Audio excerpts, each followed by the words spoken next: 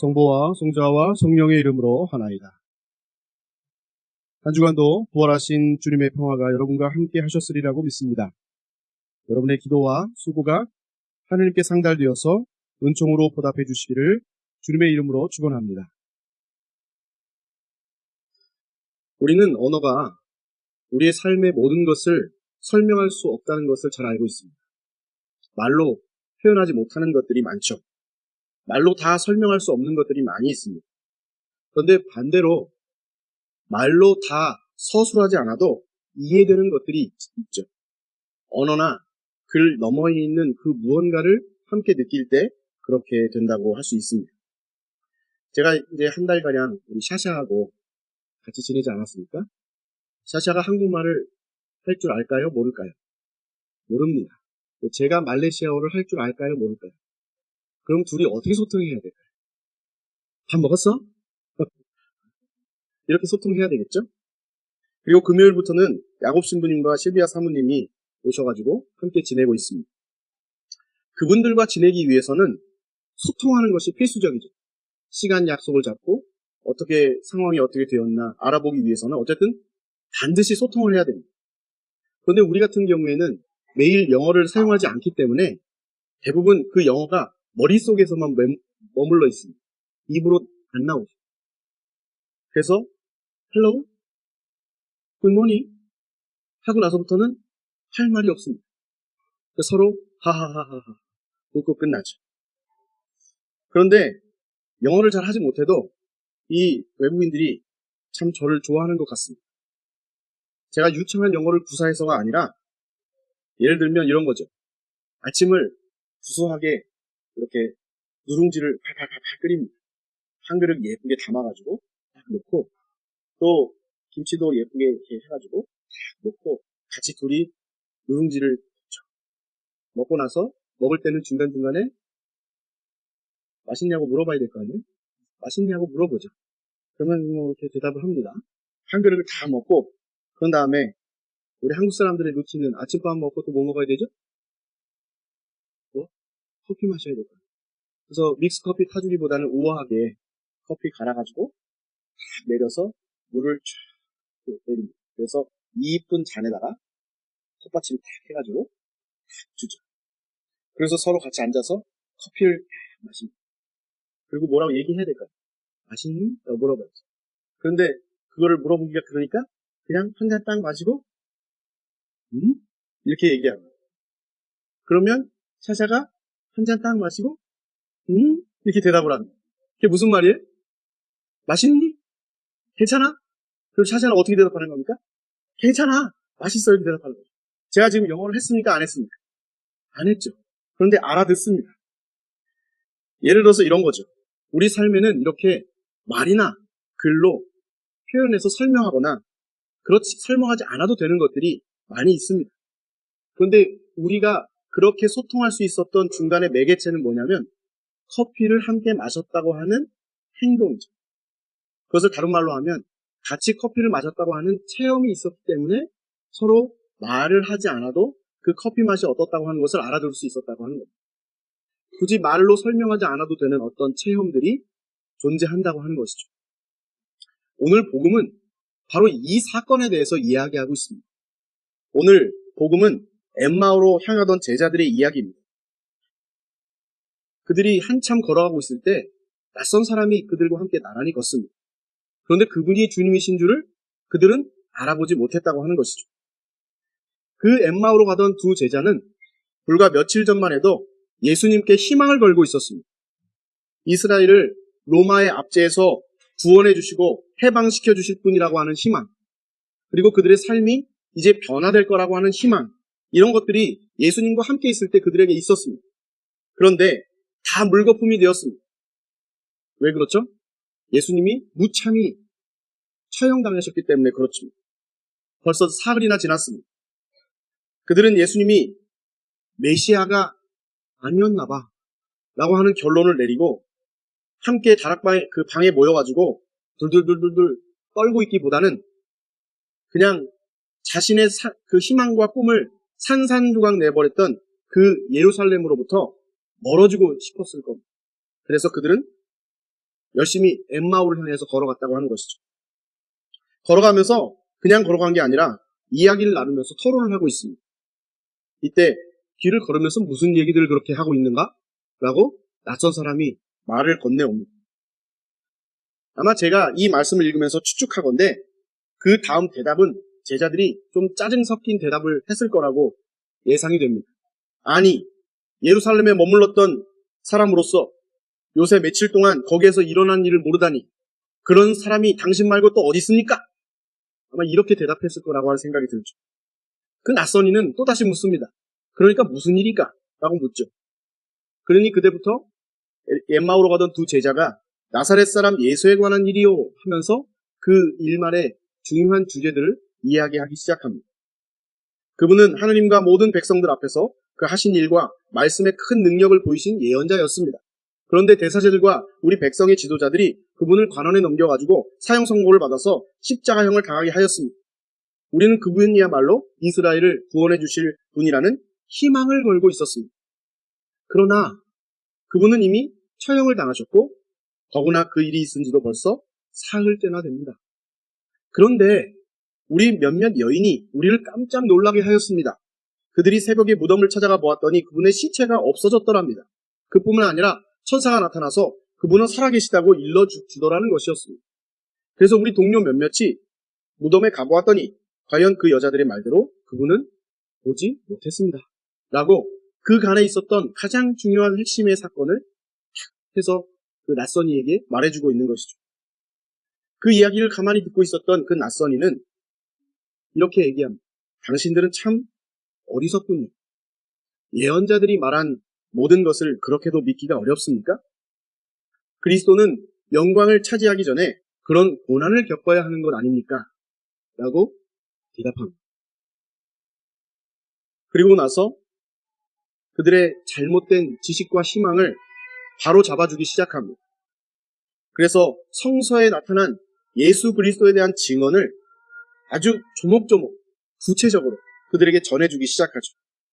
그 말을 듣고 있었던 사람들, 그 말을 듣고 있었던 그 제자들은 점점 마음이 뭉클뭉클해지고 뜨거워지기 시작합니다. 잠에서 깨어난 것 같은 느낌입니다. 침통하고 모든 것이 끝났어 라고 생각했던 표정이 점점 밝아집니다. 그래서 그들이 희망이 사라졌다 라고 말하는 그 희망이 다시 그들의 마음속에 꿈틀꿈틀 되면서 올라오기 시작했다고 하는 것이죠. 오늘 성서는 우리에게 아주 중요한 주제들을 얘기하고 있습니다. 하나는 제자는 희망을 품는 사람이라는 겁니다. 제자는 희망을 가지고 있는 사람이라고 하는 것을 얘기합니다. 희망의 불꽃이 꺼져버린 사람은 제자라고 할 수 없다고 하는 것이죠. 그것을 이 현대말로 지금 우리가 살아가는 이 교회로 적용하면 그렇습니다. 교회는 희망을 품고 있는 공동체입니다. 교회는 희망의 불이 꺼져 있으면 그 교회는 과연 교회라 할 수 있는가? 라고 질문해야 한다고 하는 것이죠. 희망이 굉장히 중요한 주제가 됩니다. 부활하신 주님은 이 엠마오로 가는 두 제자들한테 나타나서 그들이 희망의 불이 꺼졌습니다 라고 말하는 그 말 속에서 아니야, 그 희망의 불은 꺼지지 않았어 라고 불을 다시 지펴내고 계시는 상황이었던 것이죠. 그들과 대화하는 게 얼마나 즐거웠던지 단숨에 엠마오라고 하는 곳까지 걸어갔습니다. 그러니까 이 두 제자들이 예수님께 이제 날도 저물어서 저녁이 다 되었으니 여기서 우리와 함께 묵어 가십시오. 그리고 그 낯선 이를 초대합니다. 그래서 어느새 그 낯선 이는 귀한 손님이 되어서 그들과 함께 집으로 들어가죠. 식탁이 차려지고 그분을 초대합니다. 빵 한 덩어리와 포도주가 차려져 있습니다. 그분이 빵을 들어서 감사의 기도를 드리는 모습을 지켜봅니다. 빵을 쫙 쪼개면서 나눌 때 그들이 하고 깨닫습니다. 그 낯선 이가 다른 사람이 아니라 그들에게 희망을 다시 지켜주는 주님이셨기 때문이죠. 그리고 가슴이 활짝 열렸습니다. 사랑하는 그분의 손짓, 그분이 하는 목소리, 이런 것들을 통해서 그들은 이제 완전히 알아차렸습니다. 그들이 알아차렸던 가장 기본에 있었던 것은 바로 빵을 떼고 감사의 기도를 드리셨던 늘 그들과 함께 했던 예수님의 그 모습, 그러니까 그들 마음속에 들어있던 체험, 이것이 그들에게 다시 희망이라고 하는 불길을 마음속에서 지펴낼 수 있는 아주 중요한 단초가 되었다고 하는 것이죠. 그 순간 그들이 완전히 알아차린 그 다음 주님은 사라졌습니다. 더 이상 이들이 알아차렸기 때문에 그들과 나란히 구체적으로 동행하면서 하나하나 조목조목 알려줄 필요가 더 이상 없어졌기 때문인 거죠. 그리고 그들은 서로 바라보면서 이렇게 얘기합니다. 길에서 그분이 우리에게 말씀하실 때나 성서를 설명해 주실 때 우리가 얼마나 뜨거운 감동을 느꼈던가. 그리고 그 자리에서 박차고 일어납니다. 그들이 또 한 번 알아차립니다. 어떤 걸 알아차립니다. 바로 이제 무엇을 해야 하는지를 알아차렸습니다. 무엇을 해야 할까요? 낮 동안 걸어가면서 피곤했을 때인데도 불구하고 벌떡 일어나서 뒤로 돌아 다시 예루살렘으로 들어갑니다. 동료들이 머물고 있었던 그 집으로 향해 갑니다. 거기서 그들은 다시 그리스도의 몸으로 다시 만나서 뭉쳐집니다. 한밤중인데도 그들이 체험한 예수 그리스도, 그러니까 우리말로 하면 복음을 나누면서 기뻐하고 있는 것이죠. 그래서 다시 그들 안에 타오르는 희망이 꺼지지 않았다고 하는 것을 확인합니다. 우리는 신앙생활하면서 때로는 열심히 신앙생활하면서도 또는 열심히 내 삶을 살아내면서도 어떨 때 뒤돌아서 내가 지금 뭐 하고 있지? 내가 뭐 때문에 이렇게 살아가고 있지? 내가 무엇 때문에 이렇게 살아갈 수밖에 없게 되는 거지? 라고 하는 질문을 하게 됩니다. 그런 질문이 생길 때마다 혼선이 생기죠. 내가 추구하던 희망이 이 지점이 맞는가? 때로는 우리 교회가 함께 꿈꾸고 기도했던 것이 이 지점이 맞는가? 라고 하면서 의문을 품게 됩니다. 마치 엠마오로 가던 두 제자처럼 우리도 희망이 꺼져버렸다 생각하고 그렇게 포기한 삶을 살아가죠. 희망을 잃었던 그들을 다시 일어나게 했던 힘은 어디에서 나왔을까요? 바로 주님이 풀어주셨던 성서의 말씀을 듣고 가슴이 뜨거워진 체험을 했기 때문입니다. 빵을 떼어 나눠주실 때 주님이 계시다고 하는 것을 알아차렸기 때문입니다. 그러니까 다시 말하면 그들의 내면이 주님을 향해서 깨어났기 때문에 이 일들이 가능했다고 하는 것이죠. 그래서 그들은 되돌아갔습니다. 1독서의 사도행전에서 성령을 받고 일어나서 예수 그리스도를 설파하던 베드로를 떠올려 보십시오. 그가 예수님에 관한 설명을 줄줄줄 막 합니다. 어디 가서 학교에서 공부했던 사람도 아닌데 벌떡 일어나서 예수에 관한 것들을 증언합니다. 그러니까 거기 그 예수에 관한 것들을 들었던 사람들이 베드로에게 이렇게 얘기합니다. 베드로에게 뭐라고 얘기하냐면 이렇게 얘기합니다. 형제 여러분, 그러면 우리는 어떻게 하면 좋겠습니까? 그들이 이렇게 묻습니다. 그러니까 베드로가 이렇게 얘기하죠. 회개하시오. 회개가 뭐죠? 눈물 흘리고 잘못했어요. 또 용서를 비는 게 회개입니다. 회개는 돌이키는 거예요. 이 회개와 엠마오로 가던 두 제자가 예수를 만나서 그 한밤중에 깨닫고 다시 어디로 돌아갑니다. 예루살렘에 돌아가는 것은 같은 이야기입니다. 그러니까 우리가 어떻게 하면 좋을까? 라고 얘기하는 이 질문 앞에서 벌떡 일어나 되돌아 예루살렘을 향하는 엠마오 제자들. 그들이 했던 행위가 베드로가 얘기했던 회개하시오 라고 하는 말과 같은 말인 것입니다. 결국 회개를 통해서 돌이킴을 통해서 다시 그 몸을 이룹니다. 거기서 복음을 나누고 기뻐합니다. 이것이 교회가 갖고 있는 가장 중요한 핵심입니다. 교회는 뭘로 기뻐해야 하냐면 예수 그리스도의 체험으로 기뻐해야 합니다. 일주일 동안 여러분이 세상 속에 나가서 열심히 살아내면서 무엇을 체험하는 겁니까? 여러분과 나란히 걷고 여러분 안에 있고 여러분에게 말씀하시는 그 주님 때문에 일주일 내내 살아갔다고 하는 것을 여러분이 깨닫고 공동체로 모여서 그것으로 기뻐하는 겁니다. 그리고 알아차리지 못했던 내 삶을 다시 돌이켜서 미사 안으로 나와서 빵이 쪼개지고 포도주를 받아 먹을 때 주님이신 그분을 알아차리고 그분과 함께 살아가는 것이 얼마나 중요한 것인지를 알게 되는 것이 우리 교회 공동체가 갖고 있어야 하는 가장 중요한 핵심이라고 하는 거예요. 그냥 동일하게 오늘도 신부님이 빵을 이렇게 쪼개셨네. 잘못 쪼개셨네. 가운데 못 쪼개주셨네. 이걸 어떡하나. 이러면서 그런 걸 바라보고 있는 게 아니라 그걸 쪼갤 때 뭐를 봐야 된다고 합니다. 주님이 빵을 쪼개서 감사기도 드렸던 그 모습을 다시 기억해내는. 그렇지. 주님이 나와 함께 살아가셨지. 지금도 나와 함께 계시지. 내가 울 때 내 손을 잡아주셨지. 내가 아파서 병원에서 나 이번에 죽을지도 모를 텐데 라고 할 때 주님이 거기에 와서 내 환부에 손을 얹고 기도하셨던 그 체험이 여러분에게 있기 때문에 그 체험을 다시 상기시키고 일어나게 하신다고 하는 것이죠. 저는 우리의 미사, 이 감사성찬례가 결정적으로 그 은총을 일으킨다고 믿습니다. 교회는 말씀의 전례 또는 성찬의 전례로 감사성찬례를 지켜왔습니다. 그러니까 감사성찬례는 살아계신 하느님, 부활하신 주님을 체험하도록 그리고 그 체험을 기억하도록 잘 짜여진 한편의 드라마와 같습니다.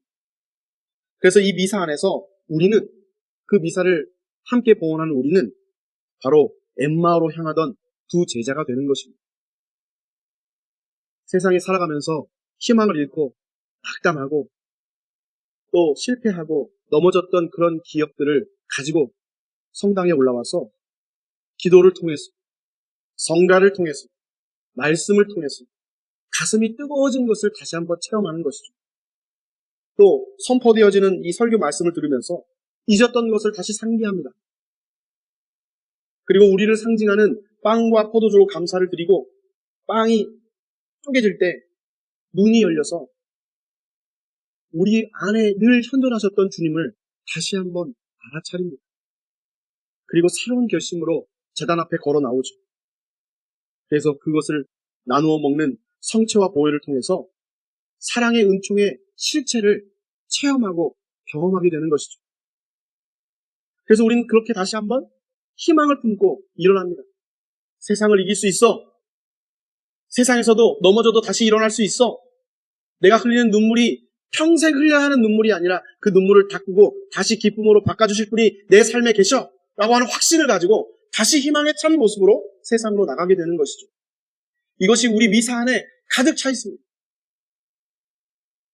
그래서 나는 세상에 파견되고 파송되어지는 주님의 제자로 그렇게 살아가는 것이구나 라고 하는 것을 깨닫고 다시 세상으로 나가게 되는 힘이 일어나는 것이죠. 저는 교회 여러분이 이 엠마오로 걸어가는 두 제자이기를 축복합니다. 성공회는 이성을 강조하는 교단이죠. 근데 이성을 강조한다고 해서 가슴이 필요 없다고 하는 뜻은 아닙니다. 신앙에는 머리, 가슴 둘 다가 필요하죠. 그리고 또 뭐가 필요하냐면 손과 발이라고 하는 의지도 필요합니다. 그런데 머리, 가슴, 손과 발을 열심히 유기적으로 움직일 수 있는 힘은 어디서 나는 줄 아십니까? 바로 체험에서 일어납니다. 체험이 중요합니다. 그 성공에는 체험이 중요하다고 하는 것을 계속 은근히 빼놓습니다. 문자 또는 이성 이런 것을 아주 강하게 강조하다 보니까 체험이라고 하는 것을 쓰잖아요. 누군가 체험을 통해서 은혜 받았다고 하면 별로 그게 탐탁지 않게 여깁니다. 그럴 수가 있어? 이러면서. 그런데 여러분, 그리스도교는 체험에서 시작했어요. 당시 사도들이 예수님을 만나고 따라다니면서부터 글을 적었겠습니까? 12 제자들 중에 글을 쓸 줄 알았던 사람들은 불과 몇 사람밖에 없었습니다. 나머지는 다 글을 어떻게 쓰는지 몰랐던 사람들. 그러니까 성서, 교리 이런 거 이전에 뭐가 있었습니까? 체험이 있었습니다. 그 체험을 사도들이 말과 글로 후대에다가 전해준 거죠. 그런데 그게 말과 글이 그 체험을 담아낼 수 있습니까? 없습니까? 없죠. 그러니까 거기에다가 은유, 상징 이런 것을 더해가지고 글을 적어놓은 겁니다. 그것이 우리가 보고 있는 성서 말씀입니다. 성서 말씀은 이 언어 너머에 있는 가슴의 언어, 체험의 언어가 여기 포함되어야만 이 말씀을 분명하게 이해할 수 있게 되는 겁니다. 세월이 점점 흐르니까 사람들은 체험을 계속 배척합니다. 그리고 어디에 매몰됩니까? 글 자체, 표현 자체에만 매달립니다. 그래서 성서 말씀을 막 분석합니다. 표현을 막 분석합니다. 그리고 자기들이 분석한 그 표현들, 그것을 믿지 않으면, 그리고 인정하지 않으면 뭐라고 하죠? 이단이라고 얘기합니다. 그 이단이라고 말한 것 때문에 수많은 사람들이 목숨을 잃었습니다. 그리고 이 모든 글과 이 언어의 모체인 체험을 추구하는 일은 그거 위험해 라고 하는 걸로 표현하기 시작했습니다. 그래서 그리스도교의 오랜 역사만큼 추상적이고 이론적이지 않고 간접적이라고 여겼던 그런 체험을 경시하고 이런 지식, 이런 것들을 하늘 끝까지 높이 쌓아가지고 점점 힘을 잃어간 것이죠. 그리스도교가 당대에 수많은 지탄을 받는 이유는 이런 체험에 바탕을 두지 않았기 때문에 그렇습니다. 체험만 중요하다고 말하는 것이 아닙니다. 체험을 통해 성서를 바라보고, 체험을 통해 기도를 하고, 체험을 통해 찬양을 하고, 체험을 통해 함께 복음을 나누는 일에 우리가 있어야 하는데도 불구하고 그 기본적인 체험을 통한다고 하는 말을 우리는 쏙 빼놨다고 하는 것이죠. 이제 다시 이 뜨거운 체험에 초점을 맞춰야 합니다. 제가 여러분에게 2026년도 여러분의 기도 대상자들을 적어서 내시라 이렇게 말씀을 드렸습니다. 그래서 제가 그것을 보고 이 사람은 누굴 적어냈네 이렇게 판단하려고 이것을 내라고 하는 게 아닙니다. 이 이름을 적어서 여러분이 1년 동안 기도할 때 그 기도한 대상자가 어떻게 변하는지 체험해 보시라는 겁니다. 그 체험을 통해서 비로소 나의 기도가 어떻게 하느님께 상달되어지고 하느님이 그 기도를 들으시고 어떻게 역사하는지를 우리가 체험할 수 있기 때문에 그렇습니다. 하느님이 살아계셔, 여러분 안에 계셔 라고 하는 말을 매주 제가 여러분에게 해도 여러분이 체험하지 않으면 알아차릴 수가 없습니다. 그래서 제가 여러분에게 적어내시오. 기도해 봅시다.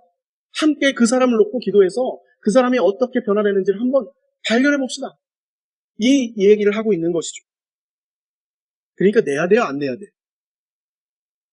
고개 숙이셔서 이러면 또 제가 마음이 또 약해지잖아요. 내십시오. 함께 기도해 보십시다. 함께 체험해 보십시다. 여러분이 빵이 쪼개지고 그 현존하시는 주님을 만나러 여기를 걸어올 때 그 빵과 포도주에 임재하셨던 그 주님이 제가 손을 얹어서 여러분에게 기도하지 않아도 이미 여러분 아픈 모든 몸을 잘 알고 계셔서 치유하시고 역사하실 거라고 하는 믿음이 여러분에게 있어야 된다고 하는 말입니다. 그것을 통해서 우리가 고쳐지는 것입니다.